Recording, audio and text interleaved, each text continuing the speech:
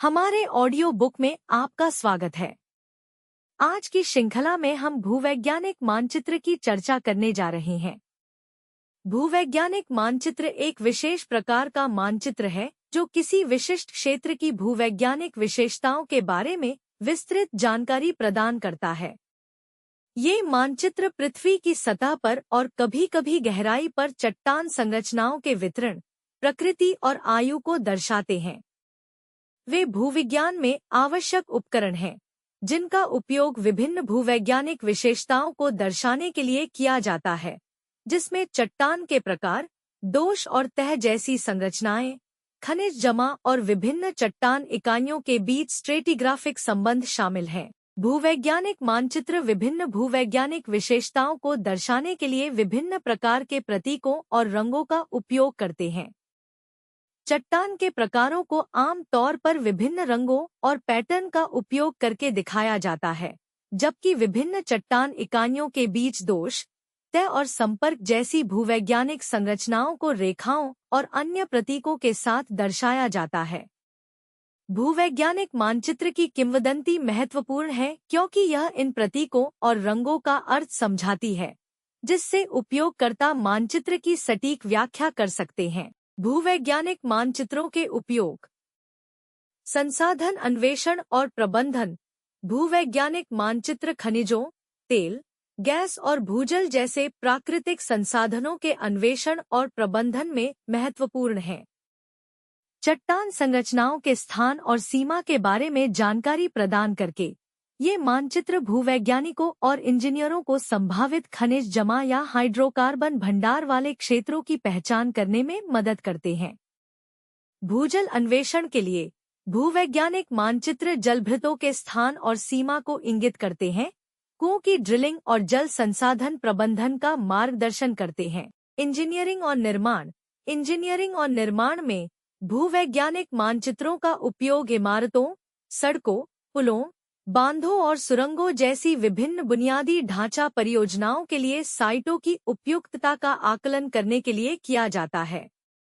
वे मौजूद चट्टानों और मिट्टी के प्रकार, उनकी स्थिरता और दोषों या अन्य भूवैज्ञानिक खतरों की उपस्थिति के बारे में जानकारी प्रदान करते हैं। यह जानकारी नींव और अन्य संरचनात्मक तत्वों को डिजाइन करने, निर्माण की सुरक्षा और दीर्घायु सुनिश्चित करने के लिए महत्वपूर्ण है। पर्यावरण और भूम्युपयोग योजना।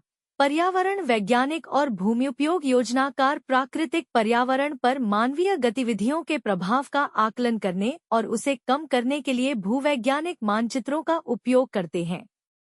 ये मानचित्र भूकंप, भूस्खलन और बाढ़ जैसे प्राकृतिक खतरों से ग्रस्त क्षेत्रों की पहचान करने में मदद करते हैं, जिससे भूम्युपयोग योजना और आपदा जोखिम प्रबंधन में सूचित निर्णय लेने की अनुमति मिलती है। वे भूवैज्ञानिक विरासत स्थलों और प्राकृतिक संसाधनों की पहचान और संरक्षण का भी मार्गदर्शन करते हैं। शैक्षणिक और अनुसंधान उद्देश्य।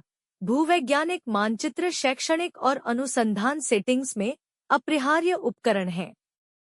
भूवैज्ञानिक इन मानचित्रों का उपयोग पृथ्वी के इतिहास का अध्ययन करने, भूवैज्ञानिक प्रक्रियाओं को समझने और पिछले वातावरणों का पुनर्निर्माण करने के लिए करते हैं। वे क्षेत्र आधारित भूवैज्ञानिक जांच में मौलिक हैं।